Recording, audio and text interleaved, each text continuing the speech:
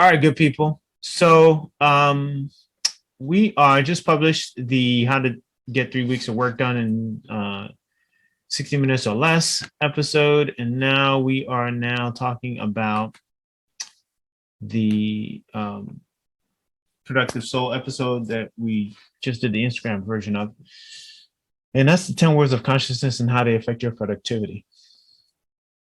Now, I'm not sure how often, how frequent this type of a conversation is one that you stumble in on or that you find on YouTube.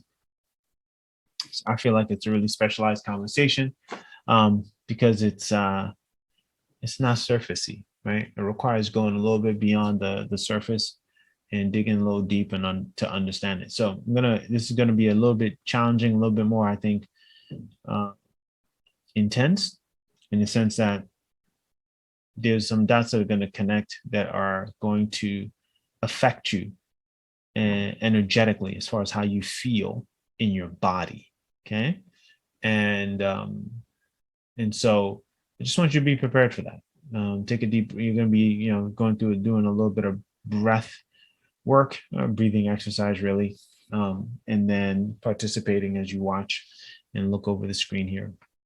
So tonight's it's a very precious exercise field session, or whenever you're watching this. And so let's jump into this. So the 10 words of human consciousness, I want to tell you the story. If you've listened to the podcast version of this, or maybe you watch it on Instagram, this might be a little bit of a repeat, but I don't have a problem repeating it because not all of you who are watching this video have watched all of my Instagram lives, right? So I want to be fair, make sure that I cover here what I covered there, because I can't assume that you've seen or heard this story, okay? Or content there. So the 10 words of human consciousness, about 10 years ago or so, I was couch surfing, and I was at this phase of my life. For those of you who know my story or maybe heard some of it, I was in a phase of my life where I just had almost ended my life about a year or so before. Probably about, the year before, I believe. Yeah. And I was going through this phase where I just was open and receptive to the world, receptive to the spirit and guidance from source, and in this phase I was kind of couch surfing, and a friend of mine who was more than kind and gracious enough to let me crash on his couch, let me stay with him. And during that time I came across this book called Power versus Force. And Power versus Force was on his bookshelf, right? The book, I'd always kind of walk by it, but one day I decided, this book could just look like it was just calling to me, speaking to me. So I picked it up and I started reading through it, and I stumbled upon this map in it, right? And it was called the Map of Consciousness.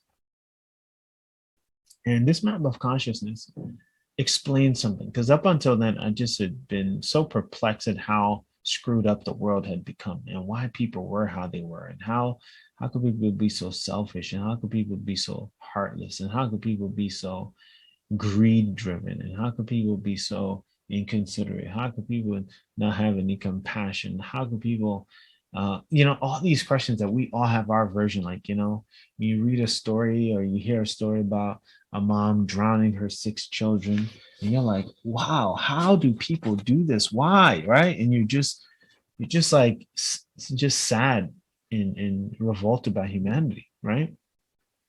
So I had my version of those same questions. So finally, when I came into this book, Power versus Force, and I started to read and peel away at the layers of it, I realized that it had an explanation about why humans behaved how they behaved, and it had this map of consciousness, which gave you the opportunity to really realize where are you, where you are, and where you're headed, and to make some decisions based on the energetic level or state that you're in. Okay. And I found that remarkably calming and peaceful and satisfying and gracious and just delightful, because it felt like for the first time the lights have been turned on in this part of the basement where I just couldn't see, and I couldn't see what I couldn't see until I saw it, if that makes sense.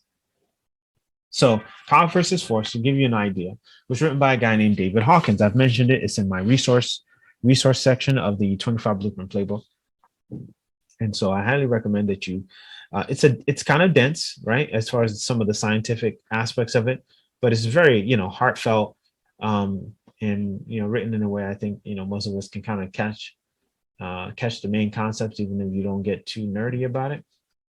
So in this book, he writes about these drivers of human behavior and how they influence organizations and communities and all kinds of stuff, right? And for the first time, I started to really realize, like, wow, you know what? Part of why the world operates how it works is because of these 10 of these worlds of consciousness, these states of mind that people enter and don't even realize, right? And I thought, wow, if I could be in the right state of consciousness, then I could, get the things that I want and attract the things that I want, right? Because I'd be in the right field.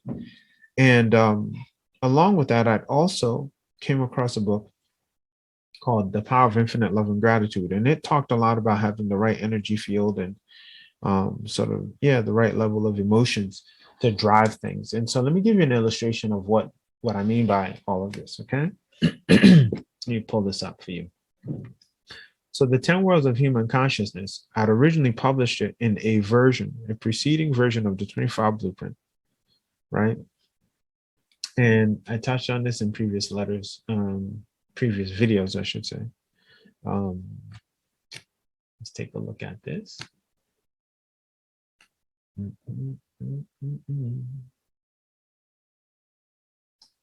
All right.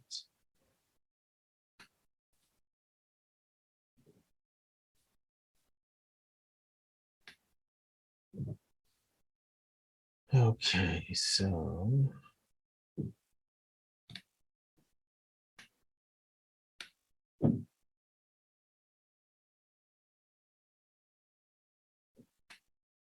all right. So here's what I want you to look at, okay? Can you see this? Oops, sorry guys. Let me make sure I got the right thing. So this was the original version of the 25 Blueprint Playbook, or unoriginal version of the 25 Blueprint Playbook that used to feature the map of consciousness. At that time, I was naive, didn't really understand or know what I was getting myself into, but it was definitely a great resource to just share with people who are consumers of the 25 Blueprint Playbook. And if you see here, the map of consciousness walks you through God view, life view, level, logarithmic, numerical equivalent, emotions, and process. This was such a revolutionary, game-changing articulation of the human experience for me, because I saw for the first time that, like, there was levels to where people found themselves. They found themselves at levels of shame, and they found themselves at levels of guilt and apathy and grief and fear and anger and pride. And I want you to just think about this for a moment. Just take a moment, and I want you to close your eyes and just follow me on this exercise. Just close your eyes for a moment. Take a deep breath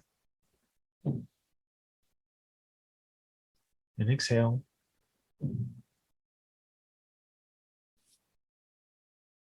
Take another deep breath and exhale. One more.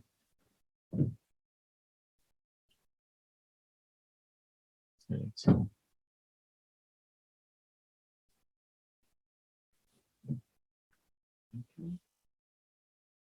And I want you to, as I say some key words here, I want you to think about what it feels like in your body.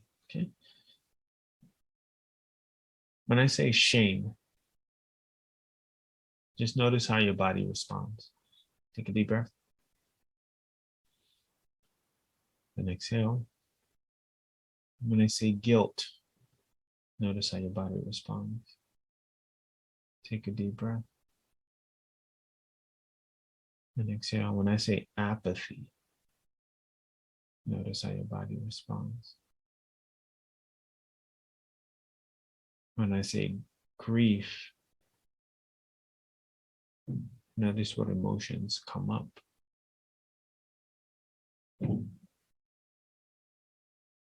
When I say fear, notice what emotions come up in you and within your body.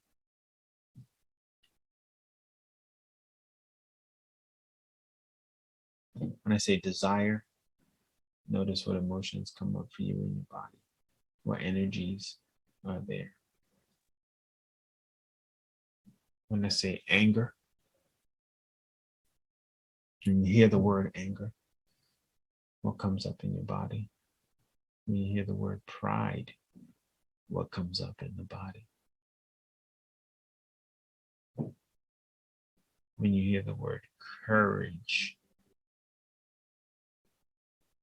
what comes up in the body? When you hear the word neutrality, which is associated with the emotion of trust, how do you see what comes up in your body?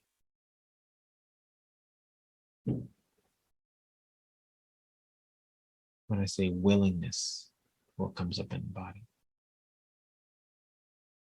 Take a deep breath and exhale.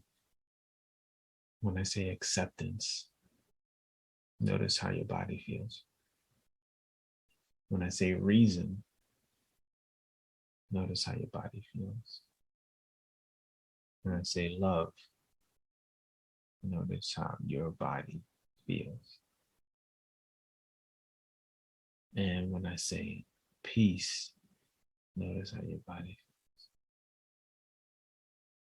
And then let's talk about enlightenment and what your body feels like when I say enlightenment.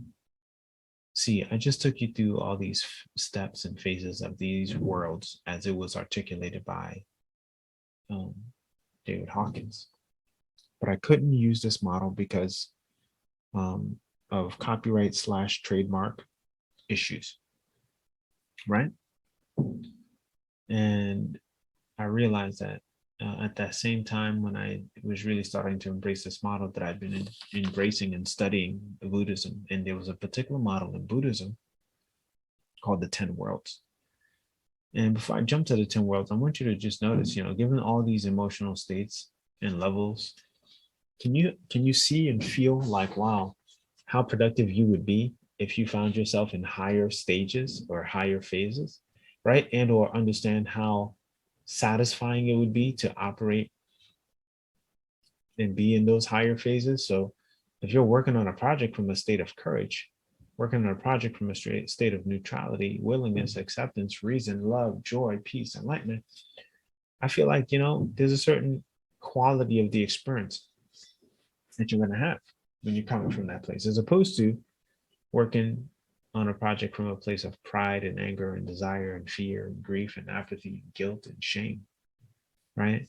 So I think we can kind of agree that the level of consciousness that you're operating from can really influence the experience of your own productivity and what you need to do. And so I want to draw your attention now to this version of the 25 Blueprint, which is the most recent one. I talk about the 10 worlds of the human condition, right? And the 10 worlds of the human condition that you see here, I realized when I was studying and exploring these models was very similar, right? That it covered in a 10-step way or a 10-level way the worlds / states of consciousness from the David Hawkins model. So for example, if I were to pull this, let's just say, let me see if I can pull this apart, right? Hell is at the bottom, and that you could pretty much say is the equivalent of shame and guilt, right?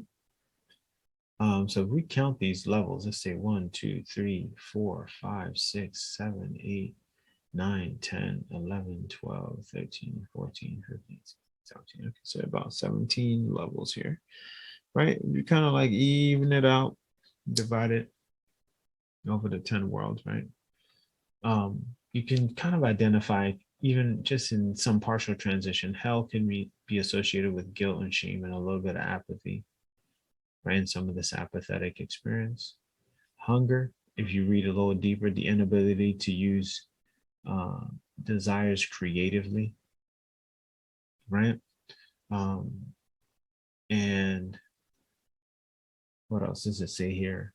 And or becoming slaves to them and suffering as a result. The desire to live and achieve goals, yearning to improve things for yourself. So, you know, this hunger level almost like hugs up on grief and fear and jumps into desire, right? So you could almost say it's like overlaps grief, fear, desire, and but it centers almost starts to center on desire. Animality, motivation based on immediate gain or loss rather than on reason or logic, right? Baseness or cruelty. Again, you know, it's anger, pride kind of realm. Okay. And um, humanity being at peace and in control of desires, ability to act with reason and humanity, right? So we get to now, I feel like, more on courage and neutrality, right? And then again, I mean, I'm going to have you do the work of looking at how these worlds come together. Now, remember, this map of consciousness is no longer, okay? The one on the left is no longer. I no longer publish that. I no longer can have that available in any of my public viewable work for the reasons that I mentioned earlier, right? It's belongs to David Hawkins and his body of work. However, what it inspired me to start to look at was the fact that there were other models to describe the human experience, which led me to the 10 worlds of the human condition when I was studying Buddhism. So, that being said, these 10 on the right, these 10 levels of the human condition are 10 levels of the human condition that can influence how you experience what you need to do, right? And how you approach what you need to do. And as a result, it does affect your productivity. When you are working on something from a state of hell, right? Or a state of hunger, the quality of that work, the experience of that work, the rewarding value of that work is colored. Some would even say tainted by those states that you're coming from.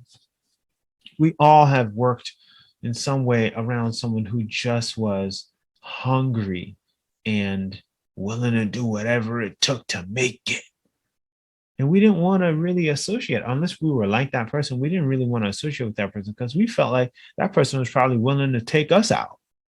How safe do you feel when you're working around that? Right? When we see someone who's willing to do whatever, literally, whatever it takes, we get a little concerned. Okay. So that said, these 10 worlds will influence how you produce and what you produce and how you experience what you're producing. And you might be looking out in the world and thinking, well, look at so and so. He looks like he's making it happen. He's living a dream. He's living a life. And he's not in these tables, in these charts, experiencing or analyzing their 10 worlds. Well, I mean, I think sometimes when we really look at those situations, there are some things that those people, they may not be able to put into words, but they feel that they don't have and can't have, and that there's something blocking them from having it. And part of that always leads them back to some counselor or someone who leads them back to some version of work that's tied back to something like this. Right? We all know people who are quote unquote crushing it and killing it and end up getting like pulled back into some state. right? We can look in more recent history, on a guy who has it all going up in the public arena, and you could say attacking another man for his point of comedic delivery, right, in view. I'm not going to mention any names, but it's it was tough to watch and tough to reflect on, right? And you could use this map and say, well, what state was he in when he took that action, right? He wasn't coming from Buddhahood. He wasn't coming from enlightenment when he said, hey, look, I'm gonna go take care of business and smack, right? He wasn't coming from bodhisattva. He wasn't coming from realization, right? So if you really look at these worlds, you start to notice for yourself when you're acting a certain kind of way that there's a world that you are stuck or trapped in. Okay. So that said, the work at hand is one, if you're not familiar with page 8 of the current version, and even if the page numbers change and you're watching this training, go to the appropriate page that has the 10 worlds of the human condition. Okay. And just take moments to understand and read each of these and understand where and what world are you in right now, and have you been and that you have been operating in, and how has it affected you? Because I'm sure you, after you read it and read these words, you're like, wow, I didn't know this is where I've been. Shucks. And now that once you become aware of that, you can choose whether you want to come from that place, or if you want to come from a different place, and you just live life from there, that new place. Okay.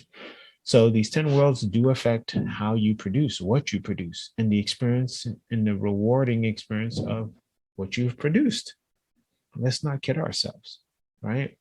And so hope this has made a difference for you. I wanted to show you, the cyclical sort of like dynamic of this, and let me actually walk you through it verbally.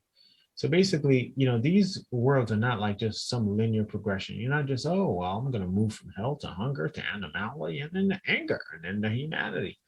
No, the way that these work, they're like worlds within worlds, right? So you can kind of be in Buddhahood and at the same time find yourself pulled right back down to hell. Or I should say, yeah, in the lower worlds, right? And according to some Buddhist teaching, you can actually be in any of these 10 worlds and be pulled into another direction based on something happening that takes you out of that world, right? And as a result, you have to master dwelling in the state that really of Buddhahood, right? And part of dwelling in that state of Buddhahood involves some mantras and some chanting and just really focusing in. And for you, even if you're not a Buddhist practitioner, you got to identify what your mantras and what your chants need to be in order for you to stay grounded and stay rooted. Okay. And so that said, key thing here is that these worlds are kind of like worlds within worlds within worlds within worlds. And when you look at your 5 kingdoms of life, of faith, fellowship, finances, feelings, and fitness, faith, fellowship, finances, feelings, and fitness, I should say, you'll find that you might feel like you're in heaven in the area of fellowship. But in the area of finances, you might feel like, wow, I'm falling apart. You might feel like, things aren't going well and that you need to move and relocate. Okay. So, but meanwhile, your relationship with children, you might feel like, oh, that's, in a state of heaven. And so you're good there, right? But then the kids start acting up and then you're thrown back into hell because you're angry and you're upset and you're mad at them. So all these worlds are like independent, but they're also interdependent. And you are the one that's in the middle that gets to determine which state you really ultimately want to dwell in by having some really great spiritual practices to keep you and your human condition high, right? This is referred to as a high life state. Okay. So very, very important, very mission critical. that you take the initiative to get familiar with these worlds, because these are the worlds that you're operating from on any given day, at any given point in time, at any given moment. Right now, as you're watching this video, you are in one of these states on the right side, right? You're either in some version of hell, hunger, animality, anger, humanity, rapture slash heaven, learning, realization, bodhisattva, or Buddhahood. You're in one of those, or some blend, right? And so mastering your schedule and your calendar in a way that allows you to know and even identify, hey, what state do I want to get up in today? How do I want to show up? To just have a choice, to realize you have a choice and know how to engage in that choice is priceless. And that's what this session is about. So hopefully you've really put that into perspective, gotten a grip on where I'm coming from with this. This is a genuine game changer. It has been a game changer for me, and is allowing me to be a lot more thoughtful and compassionate with how I respond to people. Because I realize when someone's yelling and acting up or behaving in some way, I know they don't know anything about these 10 worlds, or at least they're not acting like they know anything about these 10 worlds, or understand anything about these 10 worlds, or want to hold up the principles and practices that go with these 10 worlds. So I can understand, like, hey, look, if they're bringing drama, they're bringing drama, right? They don't know any better. They really, really, really, really, really don't know any better, right?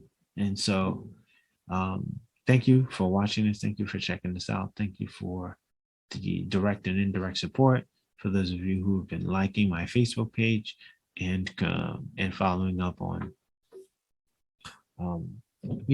following up on content and following up with me, I just want to tell you I love you. I appreciate you. Appreciate how engaged you are and how engaged you've been. And for those of you who are new, I look forward to your engagement, and I appreciate you very deeply as well. So let's make this magic happen. And feel free. I mean, it's hard to put this all into words, but feel free to invite people and say, hey, look, you got to check out this whole model. This is wild, and let people know that, there's something that is making a difference for you, that you would like them to explore to make a difference for them. Okay. So that's it. I'll keep this light and brief and sweet here. And I want to thank you again. Do the homework, study these worlds, understand which world you're in. And, if you're participating in the Facebook group or wherever you might be, feel free to share what you're learning out of this. Okay.